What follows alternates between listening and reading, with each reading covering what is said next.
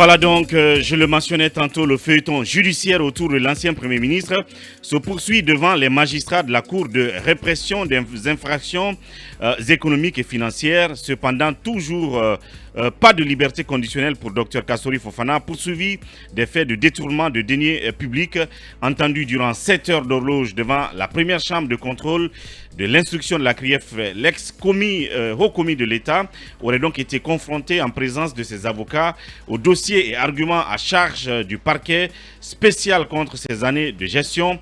Après donc cette longue audition, l'ancien Premier ministre a dû retourner tout simplement en prison et ses avocats, comme je l'ai dit tantôt, ont introduit une demande de mise en liberté que la CRIEF devra examiner en 10 jours. Et tout à l'heure, nous essaierons d'avoir donc un de ses avocats, M. Mohamed Seydou Diagne, qui donc va un peu nous dire ce à quoi l'ancien Premier ministre a été confronté ce jour donc par le procureur spécial à la CRIEF, Talibé, en attendant qu'on ait Maître Seydou Diagne en direct.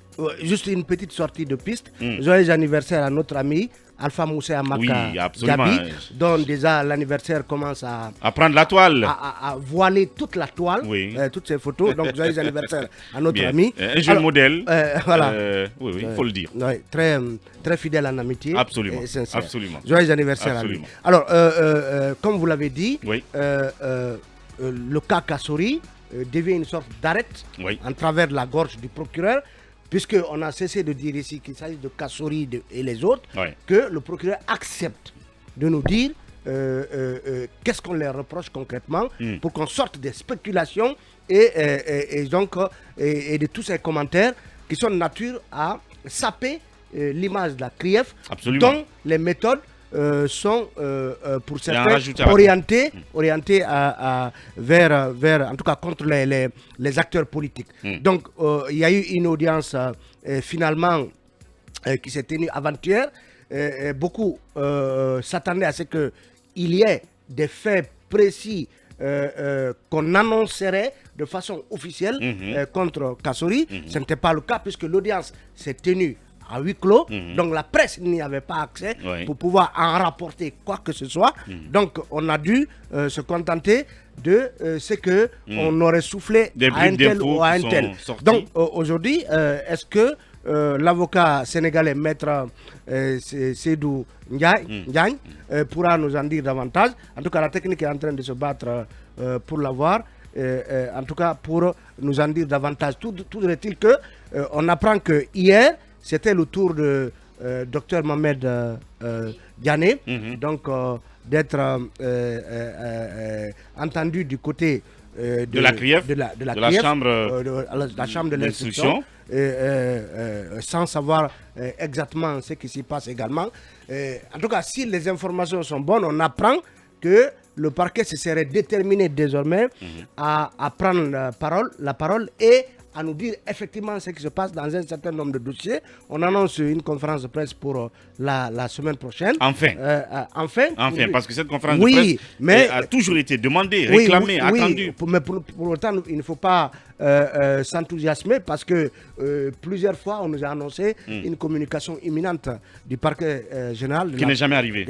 Qui n'est pas du parquet spécial, qui n'est pas arrivé. Donc, on espère avoir droit à cette communication le plus vite possible. On veut bien savoir ce qui a donc été réellement opposé à Kassory Fofana lors de cette audience à huis clos via donc un de ses avocats, Maître Mohamed Seydou Diagne, qu'on va devoir rappeler dans quelques minutes, il me semble, un peu bloqué. Alors oui, Emmanuel, sur ce dossier-là, il y a lieu que ça bouge, on le disait hier, que l'on sache exactement ce qui est reproché et à Kassory et à bien d'autres, pour qu'on sache aussi de nouveaux dossiers que la CRIEF pourrait traiter, qu'on sorte du chapitre Kassory, Mohamed Diané et d'autres. Oui, on a l'impression quand même que la CRIEF s'attarde un peu trop. s'est grippée sur le dossier des acteurs politiques.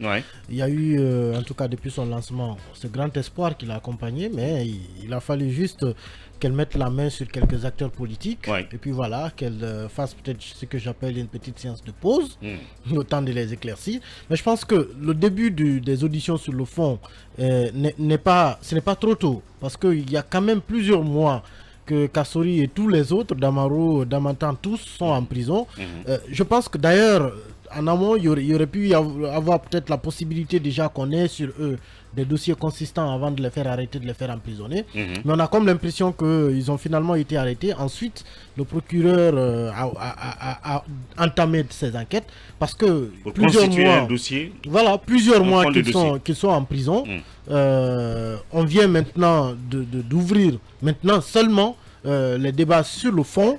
Et là, on n'en est pas encore au procès. On est loin du procès encore. Donc, c'est quand même, ce n'est que l'audition sur le fond qui a démarré. C'est comme cette audition, peut-être qui aurait peut-être... Non, je pense que ce qui est en train de se passer en ce moment aurait même pu se passer à la direction centrale des investigations judiciaires. Parce que là-bas, à partir de là-bas, on aurait pu constituer un dossier tenable à transmettre à la CRIEF, mais apparemment ce n'est pas ce qui a été fait, parce que si c'est maintenant que les auditions sur le fond démarrent, ça veut dire ils sont en prison en fait, il n'y avait pas encore de dossier tenable contre eux, ils n'avaient pas été entendus sur le fond concernant les faits qui leur sont reprochés. Donc je pense qu'il faut accélérer maintenant cette procédure, qu'on en sorte, mais surtout qu'on puisse avancer à d'autres dossiers. Il ne faut pas qu'on s'arrête à Kassori, à Damaro, à Damantan, à Diané, à Oye et aux autres, et puis qu'on ait d'autres dossiers peut-être qui étaient plus mûrs, qui auraient pu déjà faire l'objet même de procès, qui sont là en attente mais qui ne sont pas abordés. Je pense que la CRIEF doit pouvoir se bouger désormais pour que l'espoir que sa création a suscité puisse, n'est-ce pas, continuer en tout cas à être nourri au sein de la population. Bien.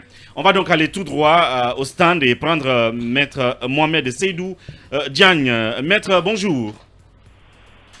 Bonjour, monsieur. Bonjour. Bienvenue. Chers auditeurs de la radio Film FM. Bienvenue dans Mirador. Talibi, première question. Bon, Maître, beaucoup espéraient qu'au sortir de l'audience d'avant-hier mercredi, que l'opinion en saurait davantage sur les faits reprochés à M. Kassori Fofana. Vous étiez là à cette, on suppose, à cette audience à huis clos. Est-ce qu'on peut savoir finalement, en tout cas, avoir une idée de ce qui est concrètement reproché à votre client? Oui, je vous remercie pour votre question. La première chose, c'est que l'opinion en sait davantage. Parce que l'opinion savait déjà que c'était des accusations, comme vous le savez, d'enrichissement illicite, de blanchiment, de corruption, etc.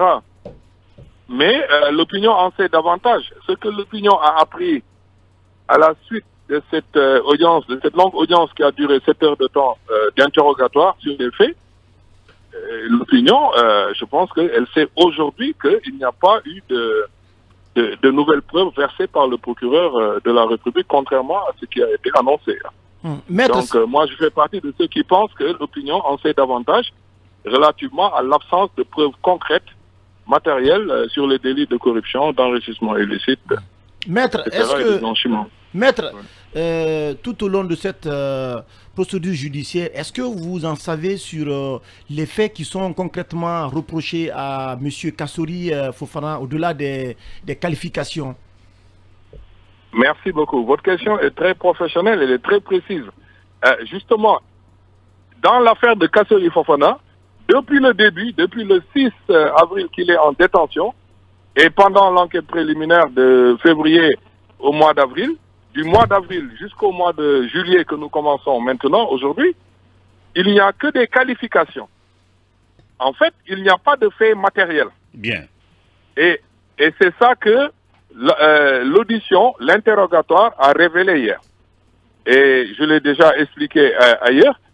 Le problème de l'affaire de Kassori Fofana, c'est qu'il n'y a pas de fait matériel. Il n'y a pas de fait matériel de détournement. C'est pour ça qu'on ne connaît pas le montant. Le procureur lui-même ne le sait pas.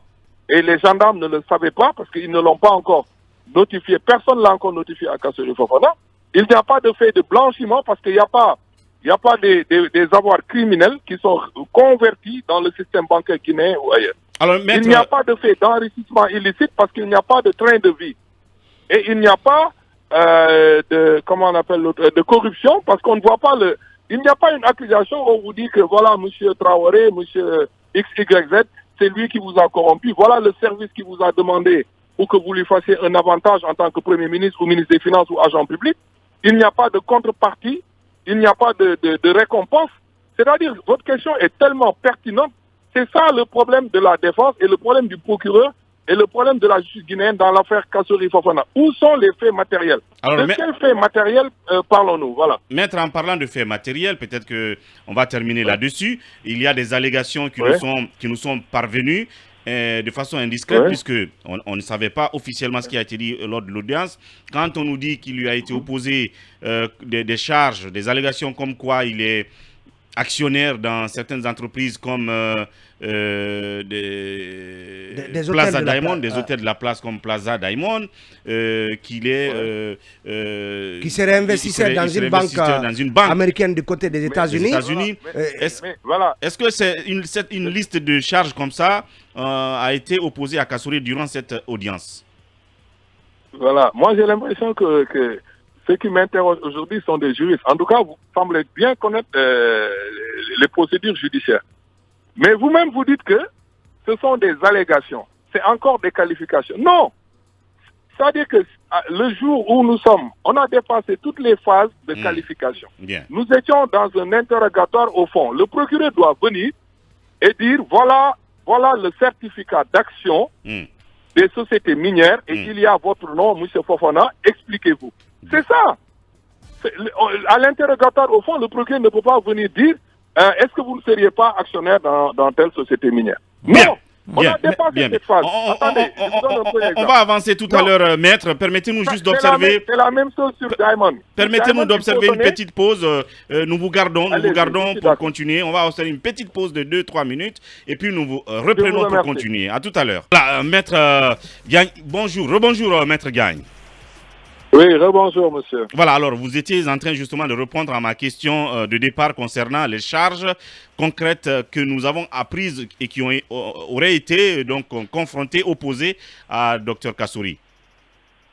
Voilà, mais vous savez, ce ne sont pas des charges, ce sont simplement des affirmations. Or, on a dépassé la phase des affirmations. Bien. Le procureur, à l'interrogatoire d'hier, avant-hier, devait produire des éléments, c'est-à-dire des sortes de preuves pour dire que voilà le risque des actions des sociétés minières, voilà le titre de propriété de Diamond Plaza, etc. On a dépassé la phase des simples affirmations et allégations. Donc ce que vous appelez dans votre jargon des pièces à conviction. Des pièces à conviction, il doit les produire, sinon jusqu'à l'année prochaine, il peut dire mon client Kassory Fofana est propriétaire du palais Mohamed V, il est propriétaire de l'hôtel Kaloum, il est propriétaire de ça. On a dépassé cette phase. Il doit, en présence du juge, sortir les titres de propriété et lui dire voilà ce que nous avons découvert au terme de l'enquête, expliquez-vous. Mais on est encore dans des affirmations. Dans 6 mois, il va encore venir dire que vous êtes propriétaire de tel bien, tel bien. Ça ne marche pas comme ça, avec la présomption d'innocence. C'est comme si dans cette procédure guinéenne, il n'y a jamais eu d'enquête.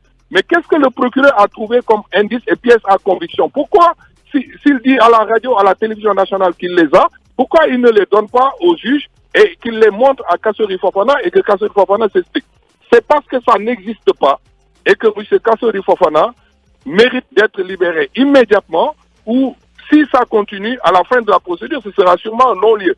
Parce qu'on ne comprend pas comment on pourrait aller encore dans un procès public un jour, simplement avec des affirmations, vous êtes propriétaire de ceci, vous êtes propriétaire de cela. Les faits de détournement doivent être expliqués au moins à la population guinéenne, puisqu'il y a des communications du parquet de temps en temps sur les chaînes publiques et les radios privées et les télévisions privées. Voilà ce que j'avais à dire. On a dépassé la phase des affirmations. Il est temps que les pièces à conviction soient montrées à la terre entière. Sinon, on doit libérer notre client et lui faire une décision de non-lieu à la fin de la procédure d'instruction. Mais voilà combien de propriétés le parquet attribue à Kassory Fofana? Puisqu'on a entendu parler de Diamond Plaza, on a entendu parler d'un actionnariat à la société SMB, mais aussi de l'hôtel Kaloum. Dites-nous clairement les propriétés que le... Non, il n'y a pas. C'est moi qui vous donne un exemple de l'hôtel Kaloum que, à ce rythme, le procureur peut lui attribuer tout le territoire de la République de Guinée. C'est-à-dire, en procédure pénale, ça ne marche pas. Vous faites une enquête, vous avez la preuve que le journaliste qui m'interroge est propriétaire de Diamond Plaza, vous sortez les titres de propriété. Le procureur ne sort rien du tout. Il fait Il est à l'audience D'accord. de simples affirmations. C'est ça que nous dénonçons. Maître, alors, comment expliquez-vous, alors, puisqu'il n'y a pas de fait matériel articulé contre votre client, comment expliquez-vous que vos nombreux recours devant la chambre d'instruction de la CRIEF soient tout le temps rejetés et que Kassori Fofana continue de rester en prison? Non, nos recours ne sont pas systématiquement rejetés. La chambre de l'instruction nous a déjà libérés, vous le savez. Et il nous a laissés en liberté sous cautionnement judiciaire. Le procureur s'est opposé à notre libération parce que lui-même, il a un mandat de dépôt qu'il avait sorti à l'époque. Vous connaissez bien l'affaire. Nous avons fait appel. Il a lui-même a fait appel parce que nous, on a fait appel sur le cautionnement. Finalement, la chambre de contrôle a dit c'est prématuré, il faut que vous soyez entendus au fond d'abord. Eh bien, nous avons été entendus il y a 2 jours. Nous allons faire une nouvelle demande de liberté au premier degré à la chambre de l'instruction. Après, on verra ce que la justice va dire. Mais ce qui est important pour nous, parce que vous savez, même les questions de détention, c'est important la liberté, mais ce qui est important, c'est d'être totalement blanchi. La défense est convaincue, a maintenant la certitude, on en était convaincus, maintenant on a la certitude. Ce ne sont que des affirmations, on ne voit pas même comment on pourrait être renvoyé devant un tribunal, sur quelle charge. Même si nous nous présentons devant un tribunal, c'est évident que nous serions totalement blanchis parce qu'il n'y a aucun fait matériel et il n'y a aucune pièce à conviction qui ait été versée à ce jour dans le dossier sur les titres de propriété, sur le détournement, sur le blanchiment et sur l'enrichissement illicite. Il n'y a pas de train de vie. Bien. Je me suis déjà expliqué longuement sur ces aspects. Dernière question, Akoumba Diallo. Maître, j'aimerais... puisque j'ai la chance de vous parler, j'aimerais clarifier certaines choses. Est-ce qu'on vous a dit que M. Kassori est actionnaire dans la société SMB, puisque j'ai vu cela circuler dans les réseaux sociaux? J'aimerais l'apprendre de vous qui avez assisté à l'audience. Je ne comprends pas bien la question. Est-ce qu'on vous a dit dans le volet des sociétés minières que M. Kassori Fofana est actionnaire à la société minière de Bokeh, en abrégé SMB? Est-ce que vous l'avez entendu au cours de l'audience? Non, je ne peux pas violer comme ça le secret de l'instruction parce que je ne peux pas rapporter textuellement ce qui s'est dit à l'audience. Ce que je peux vous dire, c'est que 2 choses. La première, c'est que M. Kassori Fofana n'est actionnaire dans aucune société minière, première chose, ni en Guinée, ni à l'étranger. Ça c'est une certitude. En fait, je vous posais la question, s'il vous plaît. Attendez. S'il vous plaît, je vous posais la question parce que je pense que les 3 actionnaires ou les 4 actionnaires de la société minière de Bokeh sont bien identifiés. Monsieur Kassori n'y figure pas. Mais j'aimerais dépasser ce stade-là. Est-ce qu'on vous a opposé une vidéo pendant l'interrogatoire? Non, mais c'est une vidéo. Il y a une vidéo qui est un enregistrement de M. Fofana en 2009. En 2009, au moment où il préparait une campagne pour, je ne sais pas, dans le cadre de ses activités politiques, c'est en 2009. Moi, je ne suis pas ressortissant guinéen, même si je suis de l'espace CEDEAO. Donc, je ne connais pas au jour le jour l'activité politique. Mais une vidéo de 2009, donc ça, c'est pas le secret de l'institution puisque c'est dans le domaine public. Il s'est longuement expliqué que ça, c'était relatif à la pêche. Et ça n'a rien à voir avec les mines. Ça, c'est clair et net. C'est un autre volet de la question. Est-ce que dans la vidéo, il est question d'être actionnaire dans des sociétés avec des prête-noms? Est-ce que cela a été le cas? Mais il faut lire la vidéo. La vidéo a été faite enregistrée au niveau de la presse guinéenne. Il faut sortir la vidéo et regarder. Mais nous, ce qui nous intéresse, ce sont nos réponses à la justice. On s'est expliqué que sur les accusations pénales, on est propriétaire d'aucune société minière. À ce jour, on est propriétaire ni directement ni indirectement. C'est très important. Ni directement, ni indirectement, d'aucune société de pêche, qu'elle soit moderne ou artisanale ou industrielle, d'aucune société minière. Nous sommes en prison parce qu'on nous a dit qu'on s'est enrichi illicitement, qu'on a détourné de l'argent public. Il n'y a pas de montant. On a fait de l'enrichissement illicite. On a fait du blanchiment. Retenez que le procureur sur l'audience n'a versé aucune pièce à conviction. À la fin de la journée, c'est ça qui est important pour la défense. Bien. Le reste, ce sont des affirmations, des déclarations. Et en justice, on ne maintient pas quelqu'un en prison, en détention pendant 3 mois sur la base de simples affirmation. Bien. Si c'est comme ça, c'est pas la peine que la gendarmerie guinéenne fasse des enquêtes pendant trois mois. Les enquêtes sont faites à charge et à décharge. Alors, pour finir, maître. Toute la procédure pénale, toutes les enquêtes qui ont été faites l'ont été à décharge pour M. Fofana. Et pourquoi on ne parle pas de ça? Les enquêtes, c'est à charge et à décharge. On a été déchargé. Pourquoi nous restons en prison? C'est la vraie interrogation. Parce que si vous poursuivez un citoyen, que vous n'avez aucune preuve, vous devez le libérer. Bien. Vous n'avez même pas organisé un procès. Voilà. D'accord. Maître, pour finir, puisque je reste toujours curieux, pour mieux comprendre et établir ma religion, est-ce qu'on vous a opposé pendant l'audience des preuves de dépôt dans des comptes bancaires, des preuves de dépôt fractionnés en euros et en dollars? Si oui, quels ont été vos arguments, même si j'imagine déjà que vous allez me dire non, que vous ne pouvez pas exposer vos arguments. Mais est-ce que cela a été le cas? Non. Juste pour ma compréhension, maître. Non, moi, j'aime toujours aider la presse parce que la liberté d'information est quelque chose le droit à l'information est un droit garanti en Guinée et il est fondamental. Cependant, je ne peux pas le faire en violant le secret de l'instruction ou des enquêtes. Ce que je peux vous dire, messieurs, hein, tout ce qu'on nous oppose, c'est de simples affirmations. Il y a un des journalistes ce matin, dans votre radio, qui a posé une question pertinente, c'est au-delà des qualifications pénales, où sont les pièces à conviction? Mais ma foi, si vous faites une instruction ou une enquête pénale, vous n'avez pas de pièces à conviction, vous devez libérer la personne. On peut rester 24 heures, 48 heures dans cette émission-là, on ne parlera que des affirmations. C'est pour ça que je vous ai donné un exemple ridicule de propriété de l'hôtel Kaloum, où qu'on inventerait que Kassou Fofana serait propriétaire du palais Mohamed V ou de Sékou Touré. Ça reste des affirmations. Avec des affirmations, on ne s'en sortira pas. Il faut arrêter ça et demander à l'accusateur public de produire publiquement les pièces à conviction qui ont résulté de ces différentes enquêtes à la gendarmerie jusqu'à aujourd'hui. Bien. Mais sinon, on n'est plus dans un état de droit et attention, parce que votre charte de la transition, comme votre ancienne constitution, garantissent des libertés fondamentales et des droits fondamentaux des citoyens, dont le droit à la liberté, la présomption d'innocence, le procès équitable. Et ça, c'est pour toute l'histoire de Guinée. Aujourd'hui, il y a des gens au pouvoir. Demain, dans 30 ans, dans 20 ans, ils peuvent perdre le pouvoir et ils auront besoin d'avocats et d'un système judiciaire qui est fiable, qui préserve leurs garanties.